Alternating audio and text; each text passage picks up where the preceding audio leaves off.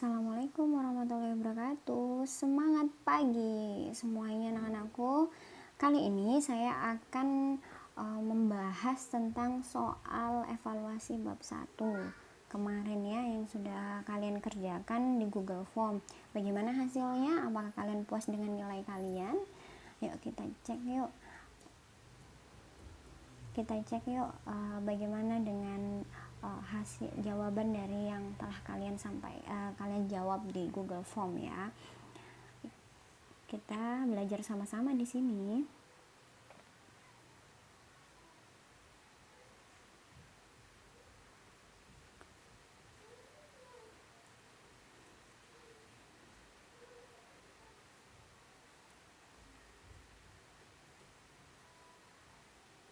Oke, kita mulai ya. Soal pertama, salah satu hal yang harus dikuasai oleh seorang wirausahawan untuk mengembangkan usahanya di era revolusi digital 4.0 adalah A. Modal yang kuat, B. Teknologi digital, C. Kemampuan akuntansi yang rapi, D. Struktur organisasi yang besar, E. Kemampuan produksi yang besar. Nah, kalau yang ini pasti sudah tahu semuanya ya. Jawabannya adalah B. Teknologi digital. Untuk pilihan choice A, C, D, dan E itu semua wirausahawan pasti membutuhkannya ya. Namun di era revolusi digital 4.0 ditambahkan dengan teknologi digital gitu. Oke. Kita lanjut pada soal kedua. Berikut yang bukan merupakan ciri khas era revolusi industri 4.0 yang bukan cirinya ya. Nah, apa yuk di sini banyak yang keliru ya di sini. 3G printer itu sekarang di era revolusi industri 4.0 memerlukan sekali ya, sudah harus 3G. Terus robotik otomatis, sudah menggunakan robot yang secara otomatis di era ini. Yang C, internet. Oh, apalagi ini pasti internet. Nah, data of thinking, jadi harus menggunakan data yang sudah lebih maju lagi gitu ya. Nah, yang E, capital of thinking. Nah, untuk capital of thinking di sini itu semua juga membutuhkannya ya. Itu capital of thinking adalah suatu modal ya kan. Nah, berarti yang untuk terkhusus di era revolusi industri 4.0 di sini jawabannya bukan adalah capital of thinking. Itu ya. Jawabannya capital of thinking yang E ya. Oke, kita lanjut. Yang ketiga, perhatikan pernyataan berikut. 1. Penggunaan teknologi offices untuk peternakan yang dapat memberikan makanan ikan dengan bentuk smartphone. Yang kedua, pemesanan tiket pesawat melalui aplikasi smartphone. Yang ketiga, penggunaan transportasi online. Yang keempat, penjualan baju butik dengan pelayanan super cepat. Yang kelima, pemanfaatan robot untuk menggantikan tugas kasir. Ciri Internet of Thinking dalam usaha di era revolusi industri 4.0 ditunjukkan oleh nomor. Nah, kalau menggunakan yang ada smartphone-nya, nah itu berarti internet ya pasti ya. Yang pertama, yang kedua, dan yang ketiga. Nah, penggunaan transportasi online di sini juga kalau namanya online pasti kita menggunakan internet ya. Berarti yang jawabannya yang A ya, 1, 2, 3. Nah, sedangkan untuk yang nomor 4 itu penjualan dengan pelayanan super cepat. Nah, itu tidak menggunakan internet ya kan. Yang kelima, pemanfaatan robot. Nah, di sini robotik tadi ya, otomatis tadi, bukan termasuk dari Internet of Thinking. Oke? Paham ya? Kita lanjut lagi. Berikut yang merupakan salah satu karakteristik motivasi yang harus dimiliki wirausaha untuk memenuhi kebutuhan di era digital. Di sini yang ditanyakan adalah karakteristik motivasi yang harus dimiliki oleh seorang wirausahawan di era digital sekarang.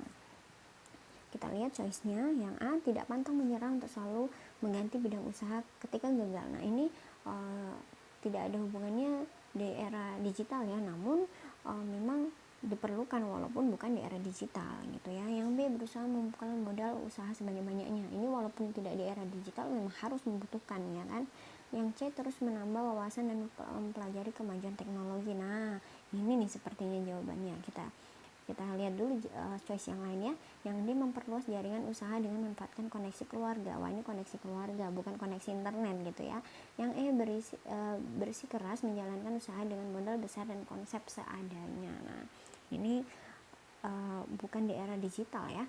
Nah, jawabannya sudah kita lihat tadi, jawabannya adalah yang C. Terus menambah wawasan dan pelajari kemajuan teknologi. Tuh, ada yang salah nggak nih? Saya harap sih nggak ada yang salah nih, karena mudah sekali dari soalnya. Kita lanjut soal berikutnya. Berikut yang bukan karakteristik wirausaha di era revolusi digital 4.0 yang memiliki orientasi ke masa depan. Nah, ini yang bukan karakter wirausaha yang berorientasi di masa depan. Kita lihat choice-nya. Yang A, selalu menjadi keberhasilan di masa lalu sebagai acuan dalam mengambil tindakan. Wah, sepertinya ini bukan untuk yang era revolusi digital ya. Untuk yang A kita simpan dulu. Yang B, visioner untuk menciptakan usaha yang memberi nilai tambah. Wah, ini harus ini karena dia harus selalu melakukan visioner yang harus selalu mengembangkan usahanya gitu ya. C, visioner dalam memanfaatkan teknologi dan visinya. Wah, ini harus ini dimiliki oleh wirausaha di era digital sekarang. Yang D, berusaha untuk tetap berpikir positif meski sedang berada dalam kesulitan usaha. Wah, ini benar, ini harus berpikir positif ya kan. Yang E, selalu berupaya untuk menambah wawasan dan pengetahuan yang luas. Ini harus. Oke. Nah, yang A, selalu menjadi keberhasilan. Biasanya orang yang menjadi acuan itu tidak hanya suatu keberhasilan saja ya, namun kegagalan itu juga harus selalu menjadi acuan gitu ya. Karena kalau keberhasilan toh berarti itu sudah berhasil usaha kita, ya kan. Yang menjadi acuan biasanya kegagalan itu. Karena apa? Kalau kegagalan itu supaya tidak melakukan kesalahan yang sama untuk menjadikan usaha kita gagal gitu. Itu harus yang biasa menjadikan acuan adalah suatu kegagalan dalam usaha gitu ya. Oke. Jadi jawabannya ini adalah yang A. Kita lanjut soal berikutnya. Wirausahawan yang memiliki visi dan mampu mengubah sesuatu di sekitarnya menjadi lebih baik disebut wirausahawan yang apa nih? Nah, jawabannya yang B, inovatif. Nah, wirausahawan yang inovatif itu selalu memiliki visi untuk merubah sesuatu yang ada di sekitarnya itu lebih baik. Dia tuh memiliki inovatifnya ya. Oke. Lanjut, wirausahawan yang selalu mempertimbangkan penghematan biaya, bahan baku, energi, dan cara bekerja. Nah, ini apa yuk? A, atraktif, kritis, berpikir terbuka, efisien, atau kreatif nih. Nah, kalau sudah kita lihat seperti ini, dia penghematan sekali ya, biayanya, bahan bakunya, energinya, dan cara bekerjanya. Nah, itu masuk ke D, efisien ya. Jadi dia ini wirausaha yang selalu efisien. Jadi semuanya itu di seminimal mungkin, kalau bisa seminimal mungkin untuk dilakukan hal-hal itu, namun produksi dan usahanya itu tetap berjalan gitu ya. Bagaimana sih supaya usaha kita ini menjadi memperoleh keuntungan yang banyak gitu ya. Jadi tidak menghambur-hamburkan atau boros seperti itu. Jadi dilakukan semuanya dengan seefisien mungkin gitu ya. Next, perhatikan ciri-ciri berikut. 1. Peka terhadap perubahan yang terjadi. 2. Mampu menganalisis masalah dengan baik. 3. Mampu memanfaatkan peluang dengan baik. 4. Mampu menyaring informasi perubahan yang datang.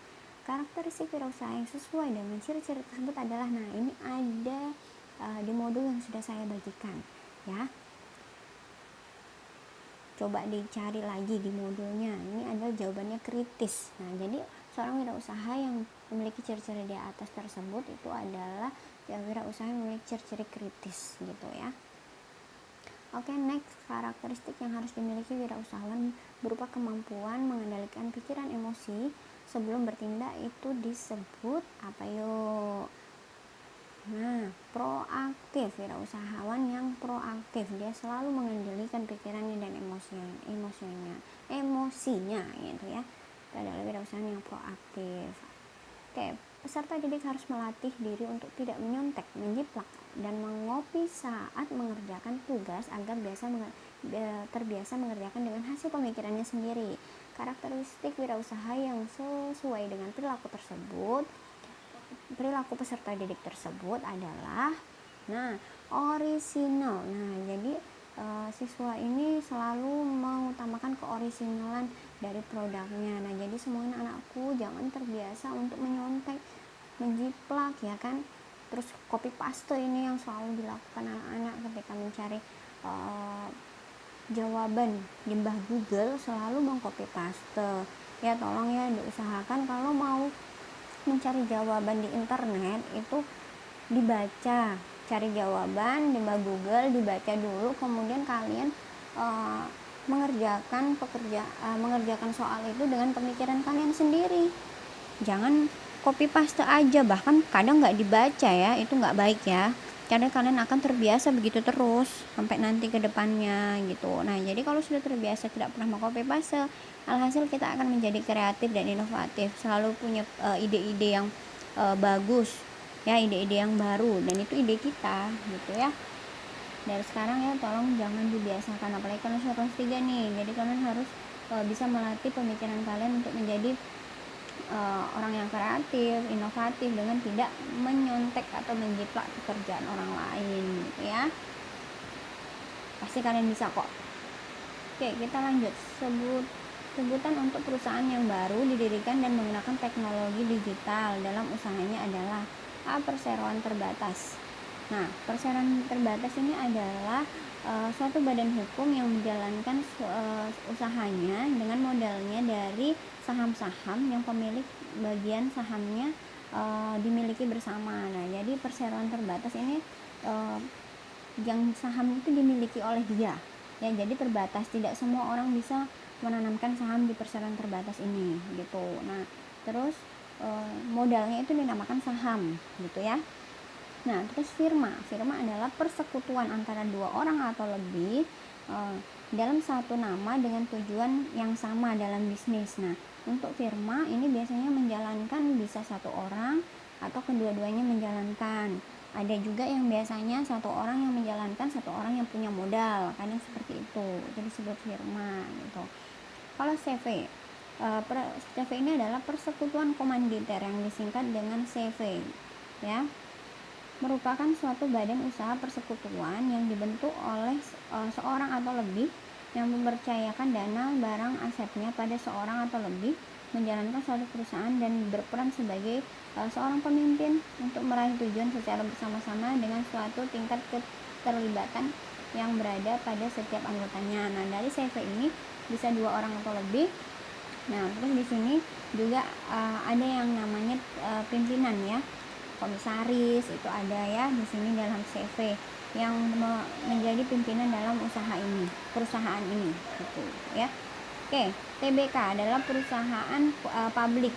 Jadi perusahaan TBK itu kepanjangan dari terbuka. Jadi perusahaan ini bisa dimiliki oleh publik, bahkan orang umum, masyarakat umum pun bisa menanamkan modalnya di sini. Nah, untuk TBK ini biasanya kalau kalian pernah lihat nama perusahaan yang belakangnya ada tulisan TBK, nah itu perusahaan terbuka ya. Jadi perusahaan itu yang sahamnya semua masyarakat pun boleh menanamkan sahamnya di perusahaan ini ya.